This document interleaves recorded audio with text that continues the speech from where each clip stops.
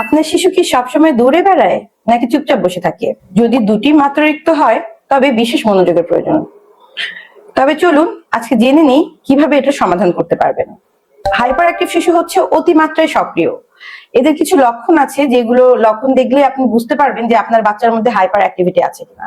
দেখা যায় যে হাইপার অ্যাক্টিভ বাচ্চারা সবসময় নাড়াচাড়া করে, 10 মিনিটও এক জায়গায় স্থির থাকতে পারে না, অতিরিক্ত দৌড়ঝাঁপ, লাফালাফি করে, একসাথে অনেকগুলো কাজ শুরু করলেও সব কাজ একসাথে শেষ করতে পারে না, স্কুলে দুষ্টু বা চঞ্চল ট্যাগ পায়, কথা বলার সময় অনেক বেশি তাড়াহুড়া করে, সেই জন্য দেখা যায় যে বাচ্চাদের অনেক সময় তোতলামির ভাবটা চলে আসে। একজন স্পিচ থেরাপিস্ট হিসেবে আমরা কি করতে পারি? ছোট ছোট সেশন, যেমন 5 থেকে 10 মিনিট কাজ করানোর পরে 2 মিনিট ব্রেক দিতে হবে। ভিজুয়াল টাইমার দিয়ে সময় বোঝাতে হবে যে এখন আমাদের খেলার সময়, এখন আমাদের ব্রেকের সময়। খেলতে খেলতে শেখাতে হবে, যেমন দৌড় দিয়ে লাফ, বল দিয়ে খেলতে খেলতে কথা শেখানো, যেমন লাফাও বলে লাফ দিয়ে লাফাও, ভেঙে ভেঙে শেখানো। ধৈর্য শেখানো, যেমন আমার পালা তোমার পালা গেম দিয়ে ওয়েট করতে শেখাতে হবে। ট্রাফিক লাইট গেম, যেমন লাল মানে থামো, সবুজ মানে বলো, এই ধরনের অ্যাক্টিভিটি গুলো বাচ্চাকে শেখাতে হবে।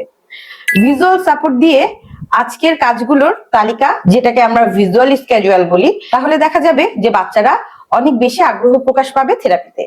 আর এই বাচ্চার জন্য স্পেশালাইজড থেরাপি গুলো বেশি কাজ করে। First of all music therapy সব থেকে বেশি কার্যকরী, যেমন রিদম শিশুকে অর্গানাইজ হতে সাহায্য করে, ইম্পালস কন্ট্রোল করতে সাহায্য করে, ফ্রিজ ড্যান্স, ঢোল বাজানো, তালে তালে শব্দ বলা, এই জিনিসগুলোতে বাচ্চাকে খুব বেশি সাহায্য করে। মুভমেন্ট থেরাপি অত্যন্ত কার্যকর একটি এক্সারসাইজ যা এক্সেস এনার্জিকে সঠিক পথে চ্যানেল করতে এবং সেলফ কন্ট্রোল করতে সাহায্য করে। বিভিন্ন ধরনের যোগ ব্যায়াম, ইয়োগা, নামাজের পোজ প্র্যাকটিস, অবস্ট্রাকল কোর্স, এগুলো বাচ্চাকে হেল্প করে কাম ডাউন হতে। বাসায় প্যারেন্টসরা যা যা করবেন এবং নিয়মিত যেসব জিনিস করবেন সেটা হচ্ছে আউটডোর খেলা, সকালে এবং বিকালে কমপক্ষে 30 মিনিট দৌড়ঝাঁপের সুযোগ দিতে হবে। ফিক্সড রুটিন তৈরি করুন, যেমন একই সময়ে ঘুম, একই সময় খেলা, একই সময় পড়া, এ ধরনের সুযোগগুলো তৈরি করুন। ছোট ছোট লক্ষ্য সেট করুন, যেমন 5 মিনিট বসে থাকো, ধীরে ধীরে এই সময়টা বাড়ান। পজিটিভ রেইনফোর্সমেন্ট দিন, যেমন আজ তুমি খুব ভালো মনোযোগ দিয়েছো বলে প্রশংসা করুন, দেখবেন বাচ্চা খুব ভালো কাজ করবে। ভিজুয়াল টাইমার ব্যবহার করুন, এটাতে বাচ্চার ইম্পালসিভ বিহেভিয়ার গুলোকে কন্ট্রোল করতে পারবেন। যেটা একদমই করা যাবে না সেটা হচ্ছে সারাদিন টিভি বা মোবাইল দেখানো যাবে না, সর্বোচ্চ 30 মিনিট। হঠাৎ করে প্ল্যান চেঞ্জ করবেন না, অ্যাডভান্স বাচ্চাকে জানান যে আজকে আমরা এটার বদলে এটা আগেই করব। তুমি দুষ্ট, তুমি অসহ্য বলে লেভেলাইজড করবেন না, এবং শাস্তি দিয়ে শান্ত করার অবশ্যই চেষ্টা করবেন না, এটাতে হিতে বিপরীত হতে পারে। কখন একজন স্পিচ অ্যান্ড ল্যাঙ্গুয়েজ থেরাপিস্টের কাছে যাবেন? 3 বছর হওয়ার পরও 2 থেকে 3 শব্দের বাক্য বলতে না পারলে, কথা বলার সময় তাড়াহুড়া করে অস্পষ্ট কথা বললে, মনোযোগ না থাকার কারণে কথা দেরিতে বলা শিখলে, তখন আমাদেরকে অবশ্যই একজন স্পিচ অ্যান্ড ল্যাঙ্গুয়েজ থেরাপিস্টের শরণাপন্ন হতে হবে। এখন আসি হাইপার অ্যাক্টিভ বাচ্চার ক্ষেত্রে আপনারা কিভাবে করে বুঝবেন যে আপনার বাচ্চাটি হাইপার অ্যাক্টিভ।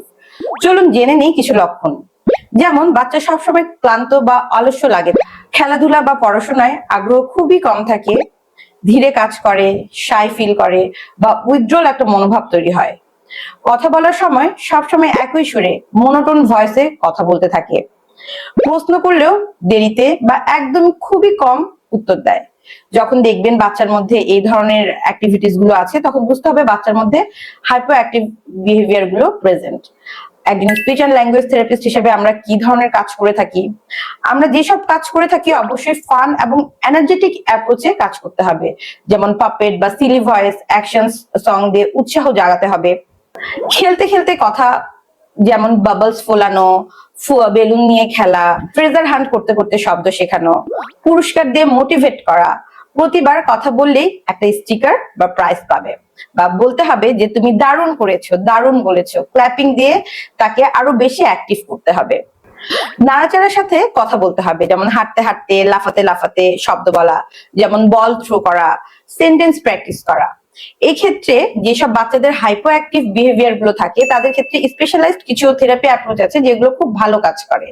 তার মধ্যে মুভমেন্ট থেরাপি সব থেকে বেশি কার্যকরী। এটাতে শরীর অ্যাক্টিভ করে, ব্রেনের ব্লাড ফ্লো গুলো বাড়ায় এবং এনার্জি লেভেল গুলো আপ করে, আর এনার্জি লেভেল গুলো আরো বেশি বাড়ায়। Aerobic activities, trampoline jumping, obstacle challenges, এই অ্যাক্টিভিটি গুলো বাচ্চার বিহেভিয়ারকে আরো বেশি অ্যাক্টিভ করে। মিউজিক থেরাপি অত্যন্ত কার্যকরী একটি থেরাপি অ্যাপ্রোচ, যেমন উচ্ছল গান ন্যাচারালি এঙ্গেজিং এবং পার্টিসিপেশন বাড়ায়। হাই এঙ্গেজিং সং, ঢোল বাজানো, এটাতে বাচ্চা আরো বেশি রেসপন্স করে এবং ড্যান্স স্টেপ গুলো বাচ্চার জন্য খুব বেশি কাজ করে। বাসায় একজন প্যারেন্টস কি করবেন যেটাতে বাচ্চার অ্যাক্টিভিটি গুলোকে আপনি বাড়াতে পারেন? প্যারেন্টসরা অবশ্যই হাই এনার্জির গেম গুলো বাচ্চার সাথে খেলতে হবে, যেমন লুকোচুরি খেলা, দৌড় প্রতিযোগিতা করা, মিউজিক্যাল চেয়ার গেমস খেলা, পছন্দের জিনিস নিয়ে মোটিভেশন গ্রো করতে হবে, বন্ধুদের সাথে খেলার সুযোগ তৈরি করে দিতে হবে, সোশ্যাল ইন্টারাকশন বাড়াতে হবে। শিশু কিছু করলে খুব বেশি উৎসাহের সাথে রেসপন্স করতে হবে। এই বাচ্চাকে অবশ্যই অনেক বেশি রেসপন্স করতে হবে। মর্নিং রুটিনটাই আরো বেশি এনার্জেটিক করে তুলুন, সচ্ছল গান বাজিয়ে দিনটি শুরু করুন, দেখবেন বাচ্চা আরো বেশি এঙ্গেজিং হবে। যেটা অবশ্যই করবেন না, তুমি অলস ছেলে বলে অবশ্যই লেভেলাইজ করবেন না, বরং বোঝার চেষ্টা করুন। ফোর্স করে কোনো কিছু করাবেন না, মোটিভেশন তৈরি করুন। একা একা রেখে দিবেন না, তাকে বিভিন্ন কাজের মধ্যে এঙ্গেজ করবেন। টিভি অথবা মোবাইলে ছেড়ে দেবেন না, এটা হচ্ছে তার প্যাসিভ অ্যাক্টিভিটি গুলোকে বাড়ায়। কখন একজন স্পিচ অ্যান্ড ল্যাঙ্গুয়েজ থেরাপিস্টের কাছে যাবেন? 2 বছরেও মাত্র 5 থেকে 10টি শব্দ বললে, কথা বলতে একদমই আগ্রহ না দেখালে, ভয়েস মোনোটোন এবং এক্সপ্রেশন কম হলে, সোশ্যাল ইন্টারাকশন অ্যাভয়েড করলে, তখন আপনারা একজন স্পিচ অ্যান্ড ল্যাঙ্গুয়েজ থেরাপিস্টের কাছে অবশ্যই যাবেন। এই আলোচনা থেকে কি আপনারা কিছু বুঝতে পারলেন? আপনার বাচ্চা কোন ধরনের? কমেন্ট করুন এ মানে হাইপার অ্যাক্টিভ, বি মানে হাইপো অ্যাক্টিভ। সবচেয়ে বেশি রেসপন্স যারা দেবেন তাদের জন্য পরবর্তী পোস্টে ফ্রি থেরাপি ভিডিও টিপস থাকবে। এই ভিডিওটি ভালো লেগে থাকলে লাইক শেয়ার করে অন্যদের জানাতে সাহায্য করবেন। স্পিচ স্টার্টস উইথ ইসরাত সবসময় আছে আপনাদের শিশুর পাশে। সবাই ভালো থাকবেন। আল্লাহ হাফেজ।